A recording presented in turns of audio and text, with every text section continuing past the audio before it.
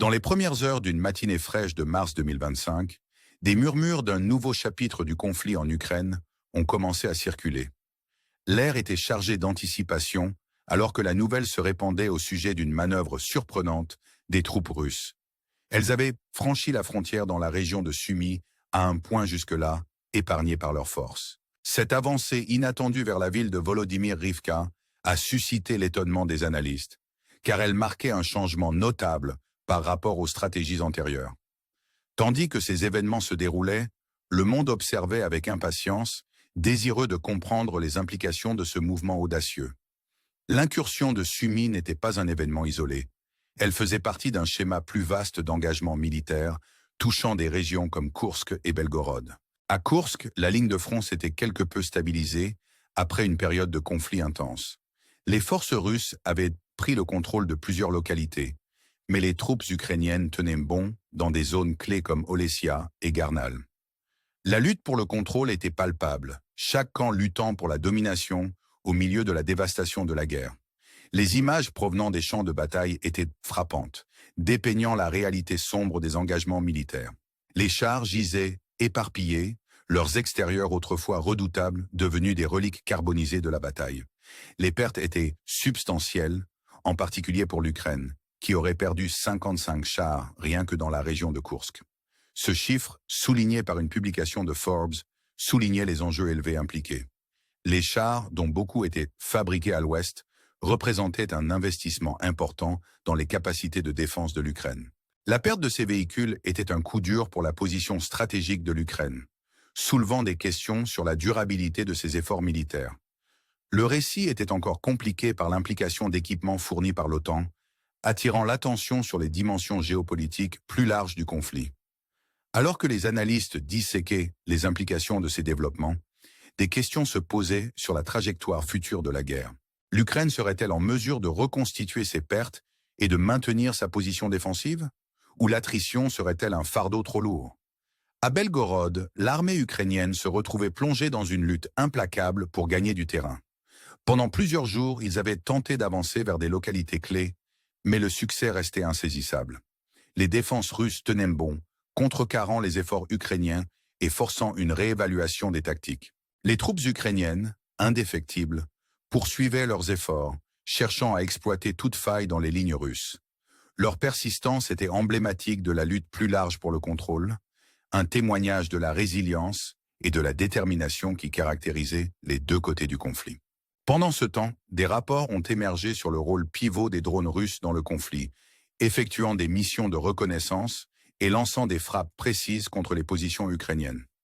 Le déploiement de ces drones soulignait les dimensions technologiques de la guerre moderne, où les systèmes sans pilote jouaient un rôle critique dans la configuration du champ de bataille.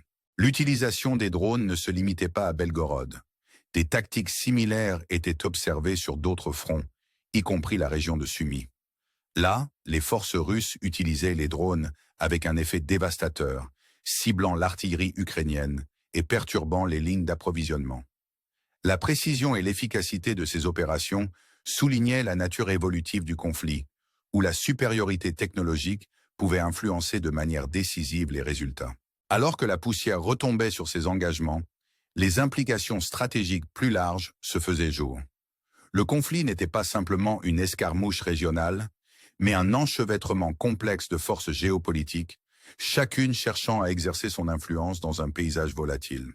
Au cœur de la lutte se trouvait la question du contrôle territorial, chaque camp cherchant à affirmer sa domination sur des régions clés. La nature dynamique du conflit signifiait que la situation évoluait constamment, avec de nouveaux développements émergeant quotidiennement. Au milieu de ces temps turbulents, la question se posait: quel serait le sort ultime de ces régions contestées? La diplomatie prévaudrait-elle ou le cycle de la violence continuerait-il sans relâche? Les réponses restaient insaisissables, enveloppées dans l'incertitude qui caractérisait le conflit. Alors que le monde observait, les histoires de ceux pris dans le feu croisé servaient de rappel poignant du coût humain de la guerre. La résilience et la détermination de ceux en première ligne étaient égalées par le courage et la fortitude des civils qui enduraient les difficultés du conflit. Leurs histoires étaient un témoignage de l'esprit indomptable de la condition humaine, une source d'inspiration au milieu du chaos. Alors que le récit se déroulait, il laissait les spectateurs avec une question persistante. Quel rôle pouvait-il jouer dans la configuration de l'issue de ce conflit? Y avait-il un moyen de contribuer à une résolution, de faire une différence dans la vie de ceux touchés par la guerre? Ces questions servaient de cri de ralliement, invitant les spectateurs à s'engager avec les enjeux en question et à considérer leur place dans la trame plus large des événements mondiaux. Alors que la vidéo approchait de sa conclusion, les spectateurs étaient encouragés à aimer et à s'abonner, à rester informés et connectés au drame en cours. Dans un monde où l'information était pouvoir, rester engagé était une étape cruciale pour avoir un impact significatif. Et ainsi, avec une question finale qui suscite la réflexion, le récit se concluait, laissant les spectateurs avec beaucoup à réfléchir et un sens renouvelé du but. Alors que le conflit en Ukraine s'intensifiait, l'attention du monde restait fixée sur les événements en cours, chaque jour apportant de nouveaux développements et défis. La région de Koursk, un point focal de l'activité militaire, continuait à être le théâtre d'engagements féroces, les forces russes et ukrainiennes étant enfermées dans une bataille pour la suprématie. L'armée ukrainienne, confrontée à des pertes importantes, luttait avec les dures réalités de la guerre. Malgré ces revers, l'esprit ukrainien restait intact, un témoignage de la résilience et de la détermination qui définissaient leur lutte. Le paysage stratégique était marqué par des lignes de front changeantes et des manœuvres tactiques, chaque camp cherchant à prendre l'avantage dans ce théâtre d'opérations complexes. Les forces russes, ayant sécurisé plusieurs localités clés, progressaient, leurs objectifs clairs mais difficiles. Pendant ce temps, l'armée ukrainienne, se regroupant et se réapprovisionnant, se préparait à monter une défense robuste, déterminée à tenir leur position et à protéger leur patrie. À Belgorod, les forces ukrainiennes faisaient face à un adversaire redoutable. Pendant des jours, elles avaient tenté de percer les défenses russes, leurs efforts rencontrant une résistance acharnée. La nature implacable du conflit était évidente, chaque camp s'enracinant, engagé dans ses objectifs stratégiques. Les troupes ukrainiennes, non découragées par les revers précédents, poursuivaient leurs efforts, motivées par un sens du devoir et une résolution profondément ancrée à défendre la souveraineté de leur nation. L'utilisation de la technologie avancée et des tactiques de guerre modernes jouait un rôle significatif dans la configuration de la trajectoire du conflit. Les drones russes, essentiels pour la reconnaissance et les frappes précises, mettaient en évidence l'avantage technologique qui pourrait s'avérer décisif sur le champ de bataille. Ces systèmes sans pilote offraient un soutien crucial, permettant aux forces russes de cibler les positions ukrainiennes avec une précision remarquable. L'impact de ces opérations était profond, perturbant les lignes d'approvisionnement ukrainiennes et affaiblissant leur capacité défensive. À mesure que le conflit évoluait, la dimension humanitaire devenait de plus en plus apparente. Le bilan sur les populations civiles était considérable, les communautés prises dans le feu croisé supportant le poids de la violence. Les histoires de ceux touchés par le conflit servaient de rappel brutal du coût humain de la guerre, soulignant l'urgence d'une résolution.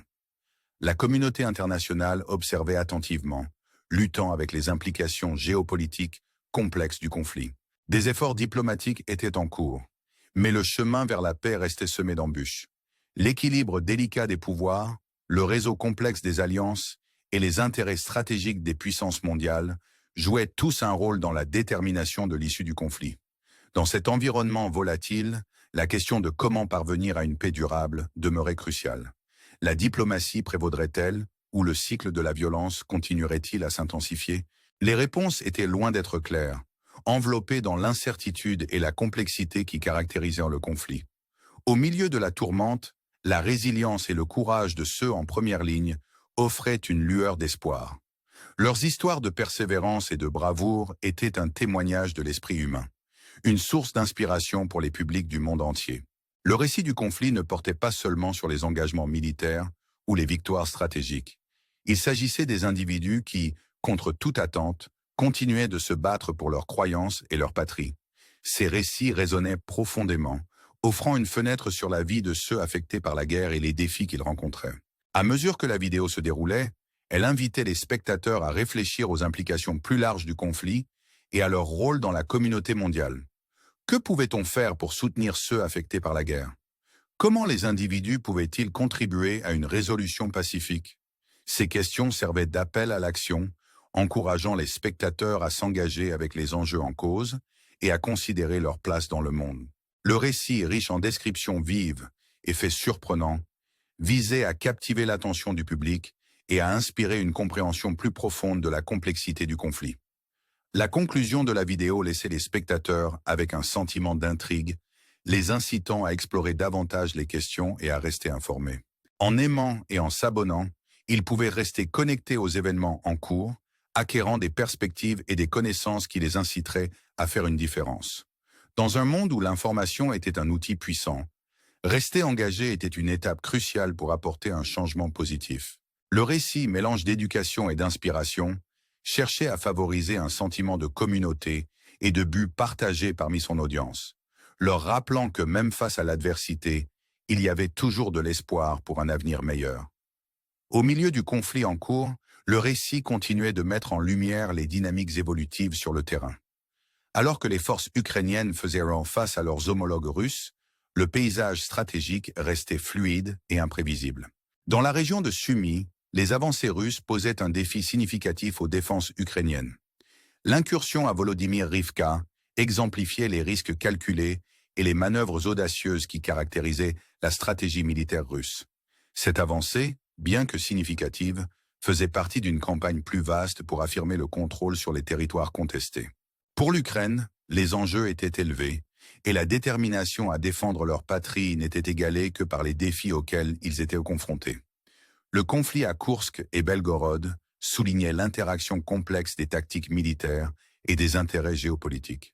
Chaque camp cherchait à tirer parti de ses forces, déployant des technologies avancées et une acuité stratégique pour atteindre ses objectifs. L'utilisation des drones, à la fois pour la reconnaissance et les frappes précises, mettait en évidence la dimension technologique de la guerre moderne, offrant un aperçu de l'avenir des engagements militaires.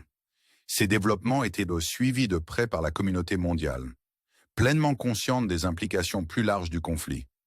Les enjeux s'étendaient au-delà des frontières régionales, touchant le réseau complexe des relations internationales et des alliances stratégiques. Alors que le monde observait, la question de comment naviguer dans ce paysage géopolitique complexe devenait de plus en plus pressante.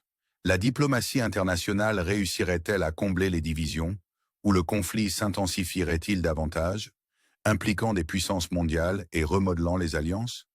L'incertitude entourant ces questions ajoutait une couche de complexité à une situation déjà volatile.